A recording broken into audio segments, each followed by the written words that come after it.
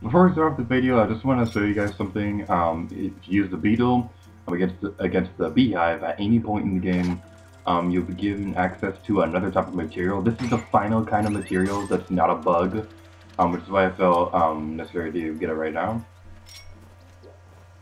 All you need to do is knock down a beehive, and then this will appear. The Hornet Larvae.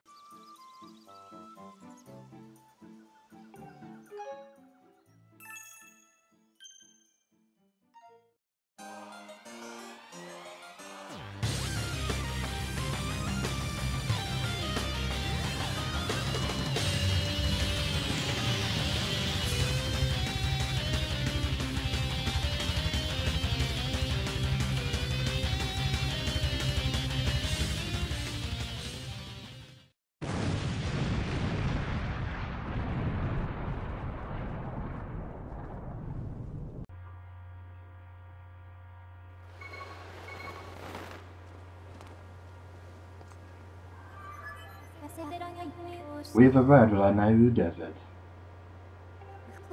You can use your dowsing ability to locate the entrance to the trial which you must pass to open the way to the sacred flame. Hello everybody, Lady Gear to you here, and welcome back to Let's Play The Legend of Zelda Skyward. In the previous video, we helped out Colin give a letter, but it didn't exactly work out for him. So, in this video, we're going to be entering our second Silent Realm. Oh yeah.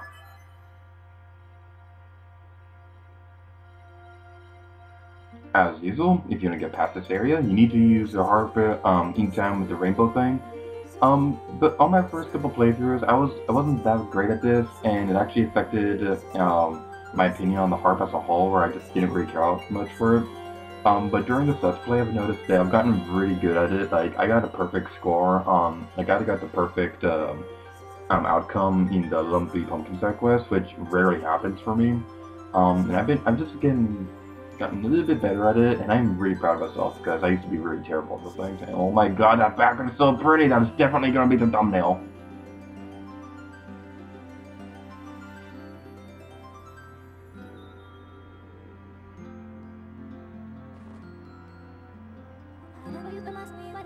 Cross this village in the center of the map and open your way to a new Silent Realm. Let's take out a sword, prepare ourselves, and slam it into the ground.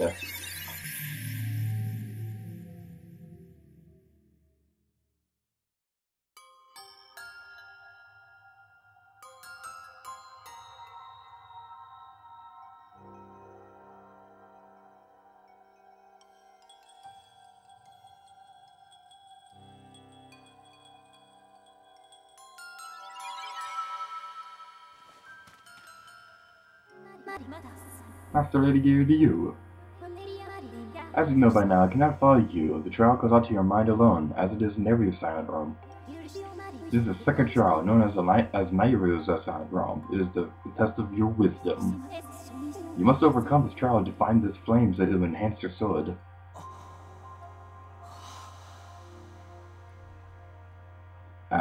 Just like the previous one, we have a spirit vessel at the beginning of the Silent Realm. When your vessel is full, your spirit will grow and you will be trusted with the new power by the goddess. Do you have any questions? No! Yes, Master. I will await you return in the outside wood. So, this is a Nayru Silent Realm. Like I said in the first Silent Realm, I have my own opinions on the different Silent Realms, like the Pharaoh's Silent Realm. That was my personal favorite in the game. This one, I'm a little torn about how I feel about this one because the desert is my least favorite area of the game. But this one is really cool. Like the music is the music's pretty awesome, and it definitely is more hard. But it definitely is more harder than the previous one. So I'm a little torn about how I feel about it. But one thing that I'd really say, and I've been praising the visuals of this game for a long time, is that this area in particular just really makes it's one of those rare things where you can actually like kind of feel of what this area would feel like. Like the desert would be scorching hot, but whenever I see the Silent Realms, I always imagine like a cool breeze going across it. So this area in particular always makes me think of that. How after we were just in the scorching desert, we arrived at like a really cool feeling version of the desert, which, if that makes any sense, but it probably doesn't. Anyway, there's some tiers we have to go collect. The rules for the Silent Realms apply for all of them. It's not different no matter what you do. I would be getting the different tiers in a different order, like those ones over there, the ones we were just looking at a moment ago. I'm gonna be getting those ones last, just because it's right by the exit and just makes more sense for me. I'm going to be getting these ones over here next. You have to be very careful with this area because over there there's some spotlights you have to be getting into. So there's some tiers over here.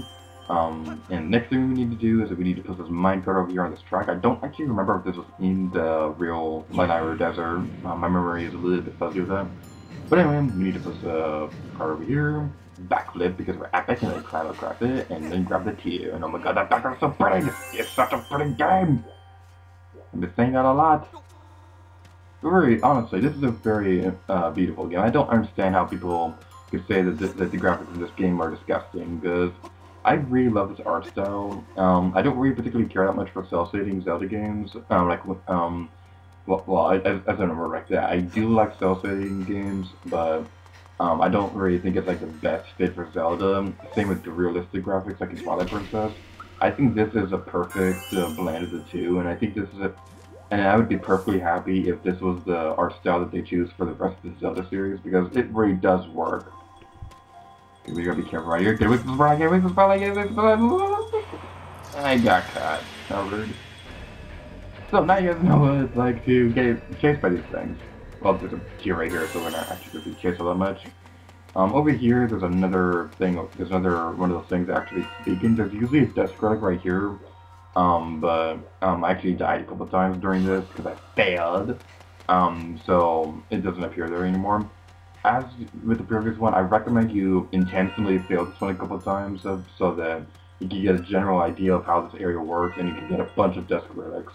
I'm going to be using the desk relics to upgrade my items and over the next couple areas, specifically the field. I could have sworn that there was a desk relic over here. There might not be. Let's go over here and there's a. No. I'm not near one of the tiers. Run, Link. Just think, run. Look. I'm gonna be quiet. I gotta focus.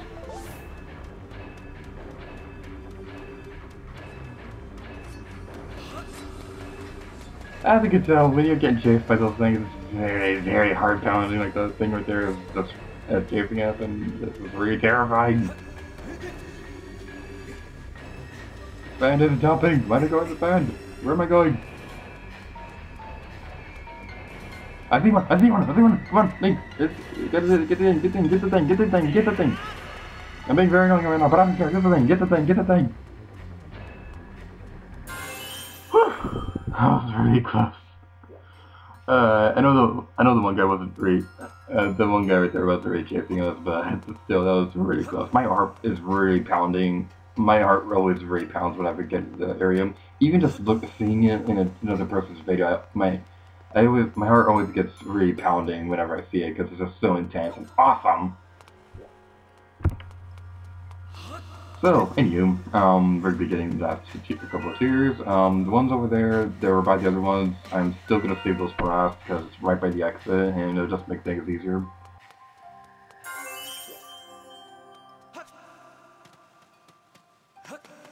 There are two tiers over here. One of them was really tricky to get, the other one's very easy. I'm curious, can I move that minecart over there? The one in the distance? Doesn't look like I can. Anyway, this minecart over here, what we have to do is that we have to be very careful with this. Because that pool right there is the kind of pool that will make the guardians automatically start chasing you, even if you had time left. So what you want to do is you want to be very careful with this, like I keep saying. When it's all the way down, you want to have Link pull the minecart away from it. It's impossible to, I don't think it's possible to pull it all the way out in one attempt. You're gonna have to do this a couple times. So I don't exactly know what to suggest because it's actually fairly easy. It's just a little time consuming. So now that we got that one, there's a couple more we're gonna be getting. There's one up here on top of this thingy. This bit right here is usually the one that's the best to get for after you get that pool, the one in the pool, because if you messed up with trying to get the one in the pool, you can always race over to the minecart over there, and just climb up the wall and go get the tier. So it's not very difficult. There's a desk relic up there that I want to go get real quick. It's very purple. And over there, on that hill, is another one of the tiers. And there's a death relic over here, apparently. This area could be a little bit difficult because of the sand, because of the hidden pathways. After you die a couple times, I do believe you can place beacons during the silent realms. Not during your first couple times, but I think after you die a couple times. So this goes in with the strategy of intentionally failing so that you can get those beacons. I just don't. If you don't want to do it, you don't have to. If you don't want to, I might rarely use the beacons, unless I'm in the sky looking for the god's chest or whatever. But anyway, this next one is very tricky to get because of the spotlights. It's very spooky. The spotlights, like I said, they make this very difficult. You do not want to race across this. Well, if you're skilled enough, you could probably dash into the spotlight intentionally and then go get the tier. I just don't recommend that strategy because it's very easy to fail that, and you will get punished from the Guardians if you try anything like that. But anyway, we got the final one. So without further ado, let's finish this off. And I don't think I have enough stamina to get across. No, I don't. I failed!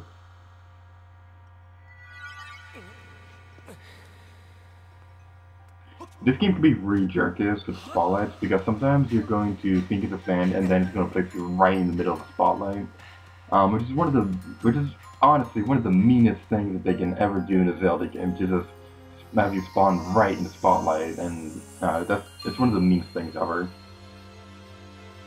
But after all of that, we get the claw sauce.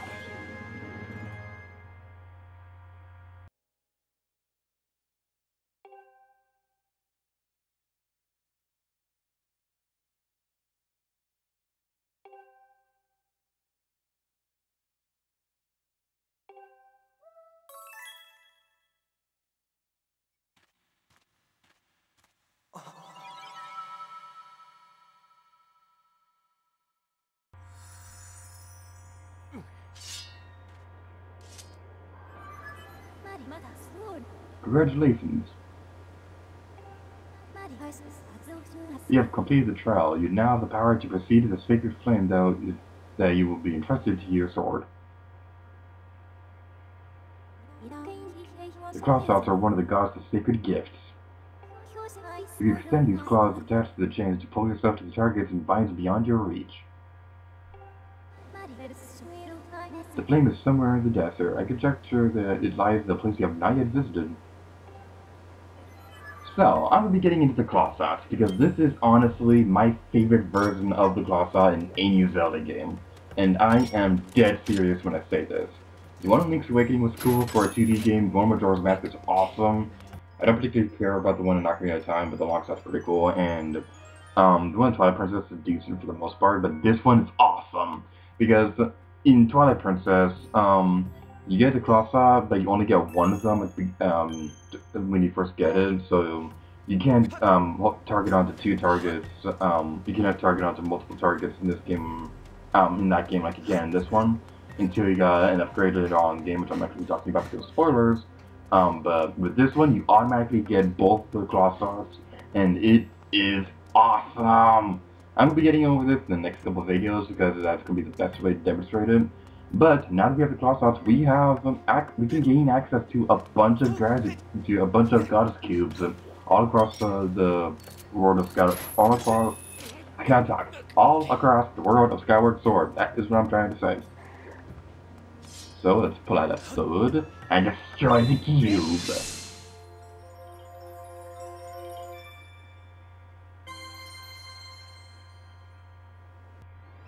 Alright, the location of the goddess chest that we just activated is on the same island as one of the ones that we've activated before. It's by Fun Fun Island and the Thundercloud in the southern portion of the sky. So what you want to do is that you want to climb across these vines to get over to the chest. I guess that's Vine with me! My puns are terrible.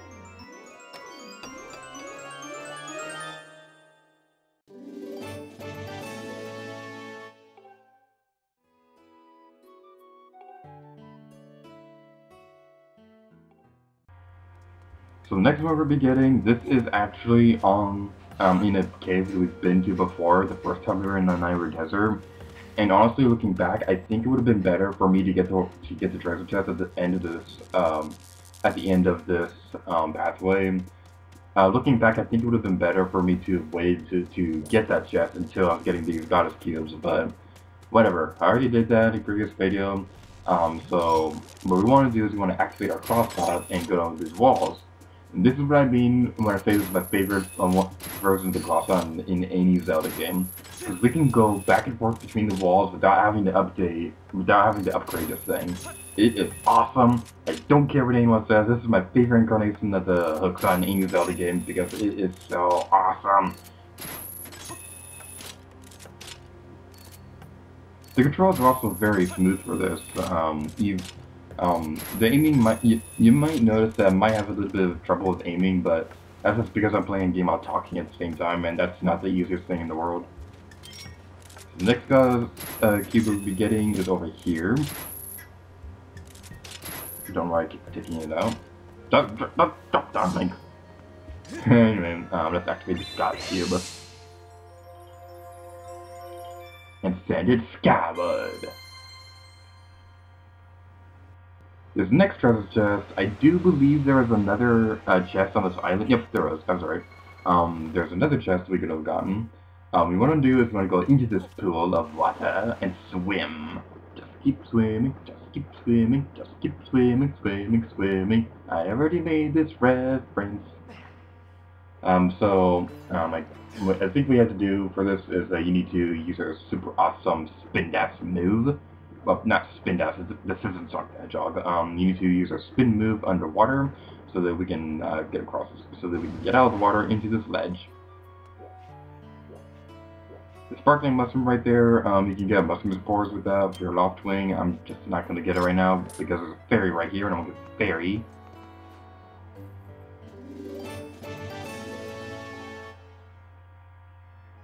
But the important thing we're going to be getting is in this treasure chest. Super shiny, it's purple and it's shiny, and we get a medal. And it's also shiny. Shiny is my best friend. The final thing we're going to be doing in this video is that now that we have the claw sauce, you may have been wondering about these targets over here in this portion last time we were here. We're going to be exploring that area in the next video, so thank you guys for watching this video of The Legend of Zelda Skyward Sword, and until next time, later gear to you. Oh yeah, the claw sauce in this game are awesome.